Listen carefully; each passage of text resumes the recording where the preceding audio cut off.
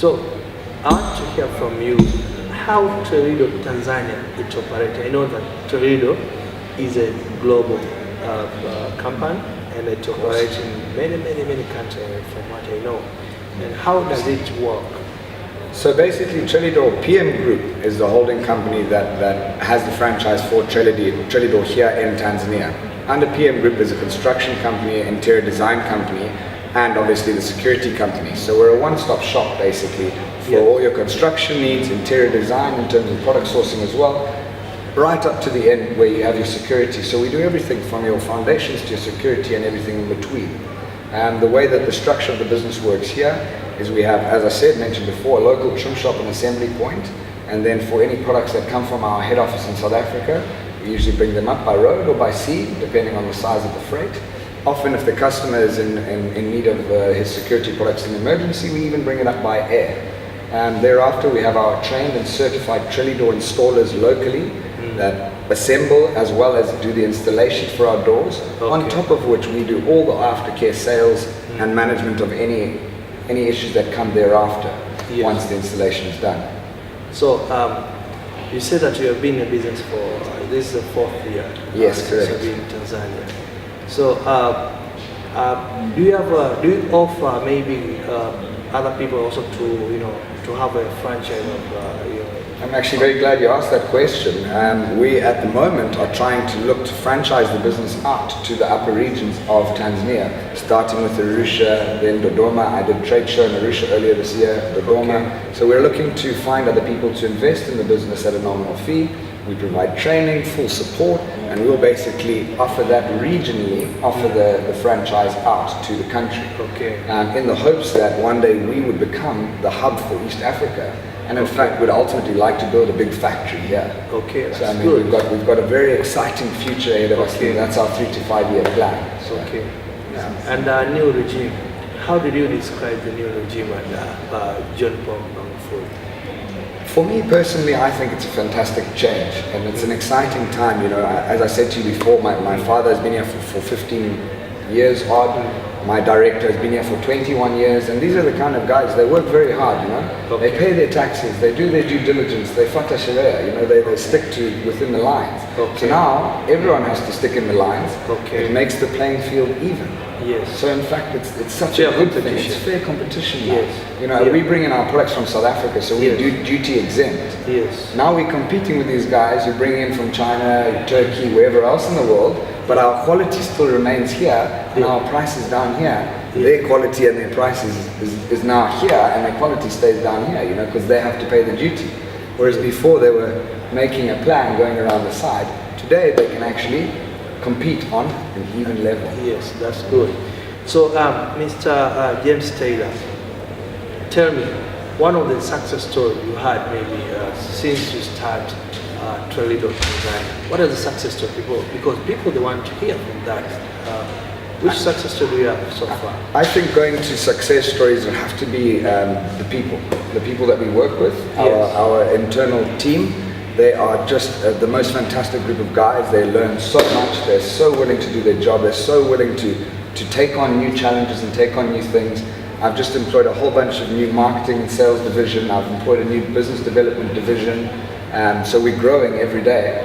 And with that growth, we're able to train and teach people new skills and develop people from a standpoint, whereas before they weren't able to get such education and training. So I think the big success story for Trellidor is the people that have grown with the company so far, and those that will join us later, how we will develop them and grow them, I think that's the biggest one. And Trellidor is focused on niche market. Ultimately, I mean, it's when you say niche market, it sort of dilutes it quite a lot. When you say Trellidor is focused on a niche market, we look at either the commercial sector or the residential sector. When you're in the residential sector, it's quite a niche market because it comes to homeowners and people building their own homes. So I don't sell to expats because expats are renting, right? So my target market is the actual upper middle class and coming into the middle class Tanzanian people. So they're loving our products really, because we have anti-rust properties. There's chuma grills every year, paka rangi, We don't have to do that with our products because they've got fantastic anti-rust properties. And then on the commercial side, it's changed a bit. Obviously, there's been a slight downturn in the oil and gas sector. These guys were a big client of ours, so that's a sad loss. But it's not to say that we're not developing other sectors of the commercial side, being that the United Nations and various other embassies, these sorts of companies, big Vodacom guys, they're the kind of companies that we're slowly working with now to try and generate the income from the commercial sector. Do you think that construction sector is an exploited sector? I think it's not underexploited. I think the fantastic thing about the competition in Tanzania and the fact that there's a lot of competition here is a brilliant thing, because we're trying to educate people on a new quality, a quality-driven message. And if there's more quality suppliers, then people will only become used to quality. And once you go to quality, it's like if you buy an iPhone, you never go back. Once you've had that quality, you're never going to go back and accept lesser standards. So I think the competitive nature of this market is fantastic, because it's driving a quality message, and it's changing. That's an impact. That's a perception change that's nationwide. It's a national mindset. And what is our comment? The current regime recently they made a decision that they want to shift DOMA. I was there just after this. I went to the DOMA for Expo a few months back. It was fantastic. I went there. They're building, they're developing, they're really making an effort to do something there. And ultimately, that's a great thing about a big country like this, is we need big capitals. We need big cities, Because they are going to spend more than 700 million USD. And they're going to create jobs, and it's going to be the impact, the social impact is fantastic. But as well, you're now spreading the cities. You're making the people, giving them the opportunity to travel, even as foreigners, that construction sector, Mr. James, last 2 years, it was about 6 billion USD. And that was representing, I think, almost 275% growth. Do you think that sounds correct? Do you think that growth is sustainable? Look, it's 275% growth. You can see there's quite a massive figure, and it's all up to those suppliers that are in the market. There's a lot of people that are worrisome about this new regime, and I encourage all suppliers in the market not to worry, to put your head down, work hard, and it will continue to grow, and it will continue to develop. And I mean, those of us that are here and remain here through maybe what might be a slight change and a tough time at the moment, those of us that stick out, we will reap the rewards in the end. And that's what I think is the most important thing. Okay. And there is the issue of human capital in Tanzania. How Trellidor Tanzania is, is sorting out this kind of challenge most of the employers are facing. Well, going back to what I said just now, my big success is the employees, and watching them take on the product and take on the marketing and take on the sales in such a new way. And they're doing it with such excitement and drive. It makes me more passionate every day. I'm a very passionate person normally, but to see my guys and my staff all getting into it the way they do, it just creates a whole new bit of passion for me, which is a fantastic thing. I mean, we set by 2030, there's said to be a market of 70 million people in Tanzania. That's a massive growth. It's a huge market, a lot of people that are going to need security, they're going to need construction, they're going to need interior design. So for us, I mean, to utilize that, and obviously if we set up a factory here, as is our aim, we hope that this market is also going to supply us with the correct people to staff this factory and to manage these systems and to run this country and bring Trellidor fully to Tanzania and to East Africa as a whole. Because we're so well situated here with SADC and EAC, obviously we can bring in products and move them around East Africa duty-free, which makes business so much better, keeps the price competitive, and the customer is the one who ultimately wins and is happy. So on all sides, I think that the fact that we're growing and as a country is a fantastic thing, and it's exciting. How do you compare Trellidor Tanzania and the rest in Africa and outside Africa? How do you see it's performing? We are doing very well. In fact, Trellidor here at Trellidor Tanzania, we are one of the flagship franchises. So we're one of the best franchises out of 25 countries around the world. We have records that are still unbeaten for highest sales of certain products and highest sales volumes ever, still held here by Trellidor Tanzania. So I mean, we are really right at the top of the cusp in terms of Trellidor. But when you compare us to like the Trellidor head office in South Africa, I mean, we're talking huge company and a massive infrastructure network all over the world. So, I mean, ultimately we'd love to have something like that, but we're not quite there yet. Just slowly, you know, one day at a time, and we'll hope to get there. Okay. And Mr. James Taylor, how do you, what are the strategy?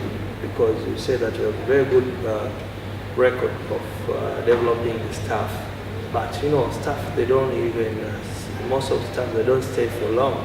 How do staff retention, as with in any industry, in any country, worldwide, doesn't matter where you go, it's got no difference, I believe. Staff retention is about how you treat your staff, how you train your staff, and how you empower your staff.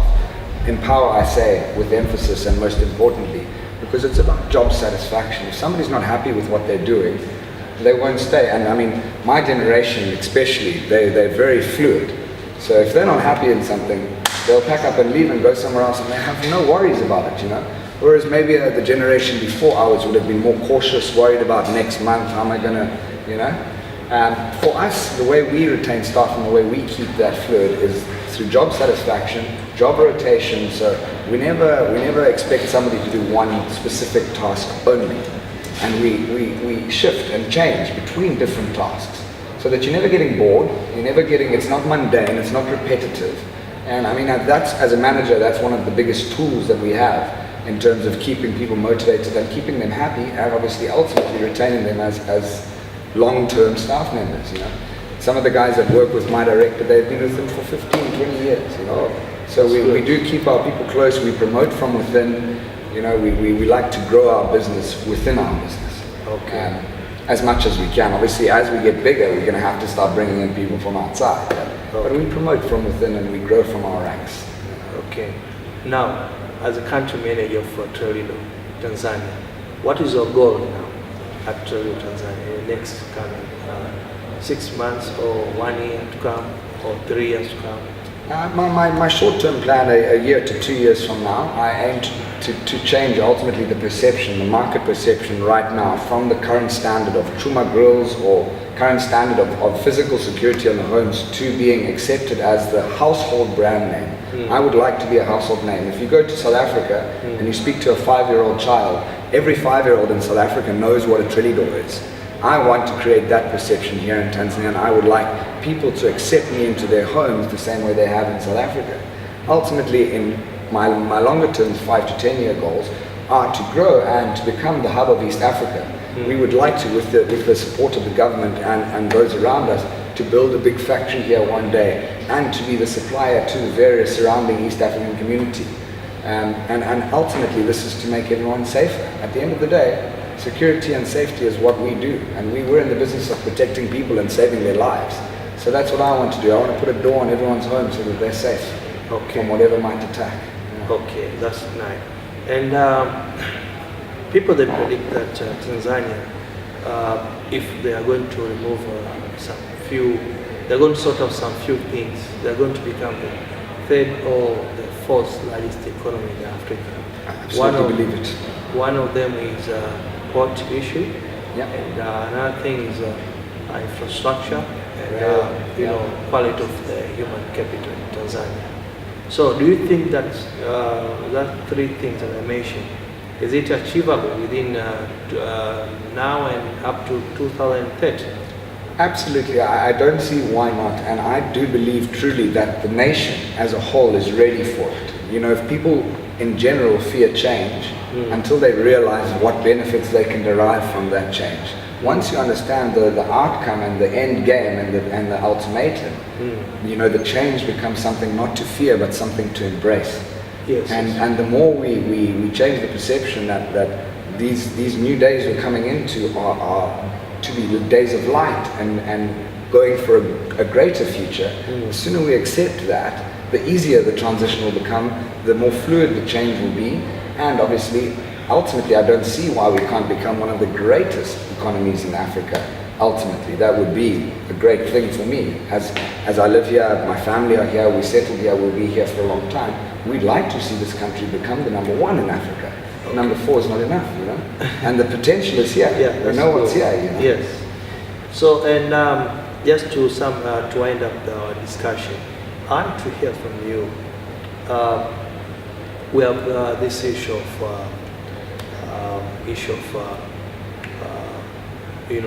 there is a potential for Tanzania to export our product abroad. And do you think that Trellidor, do you have an option also? Do you are thinking of expanding beyond Tanzania? Ultimately, obviously, I have very little control over that, though I would like to be the hub for East Africa one day. Trellidor itself is going to continue to expand. In Kenya. We are in Kenya. We are in Kenya, we are in Ghana, we are in Mozambique, Zimbabwe, Botswana. Uganda, I want Uganda. That will be mine one day. Uganda, Rwanda, Burundi. Currently, I'm actually working on a program to bring the products from South Africa under SADC and supply them to my counterpart in Kenya under EAC. So he can get his products to his customers 25% cheaper than what he currently is, because he's paying duty from South Africa. So that would be a starting point. If I can supply him in Kenya, that will give me the ability to see our potential to take Uganda, Burundi and Rwanda, the surrounding countries. Mr. James, we know that we are in the fourth industrial revolution. And industrial revolution, when I say fourth, you'll see there is a fusion of technology and happening now, it's happening now, and everything you can see now. We have what we call Internet of Things. People that believe they can connect you with anything you want, as long as they can use internet. If you want food, you don't need to go to the restaurant. You need to order online, you get it. If you want, nowadays there is cars where there's no driver. So everything now is. But innovation is key to change, and it's key to education. Yes. So how Trellidor embrace this change of fourth industrial revolution? Wholeheartedly. We love it. We love the change. My managing director is an older gentleman, and he loves it. We were the first, Trellidor and PM Group, we were the first corporate account with Uber in the whole of Tanzania. Number one, we were first. When they first opened this Jumia food app where you can order your food, Hello Food, I was one of the first adopters. So we are very innovation driven as a business and as a group, as PM Group, our company that owns Trellidor here. So do you have like an online store for Trellidors, people that can order stuff or online and you can deliver it? Or do you have such kind of plan in the near future? Absolutely. What we are actually releasing this week in South Africa, it hasn't come to us at international level yet, but what we're releasing in South Africa for Trellidor is an application called Two's Remote. So that's our online ordering system that we use to place any orders regularly. So even if you ordered with me now here in Tanzania, I would go on the computer and order it through this system. Now when we want to make the system remote, we're going to have our sales agents carrying a tablet with them to site when they go to measure. And in fact, they can take a photograph of the door you want to spec, put the product on it and show you how it's going to look right there and then in your office, make you the quote, email it to you then. If you like it, press order one time. Or right there in the comfort of your own home. You don't even have to visit my office. So that is one of the new innovations coming. That's good. Thank you, Mr. James Taylor. Thank you for having me. Thank you very much. Coming to our TV show. And this is the end of our TV program, Meet the Market Leader TV show. And until next time, and don't forget to subscribe to our YouTube channel, Meet the Market Leader TV show, or you can go to Mikono's www.youtube.com/Mikono Speakers, or you can visit our social page, Facebook /Meet the Market Leader TV show, or Twitter. And till the next time, thank you.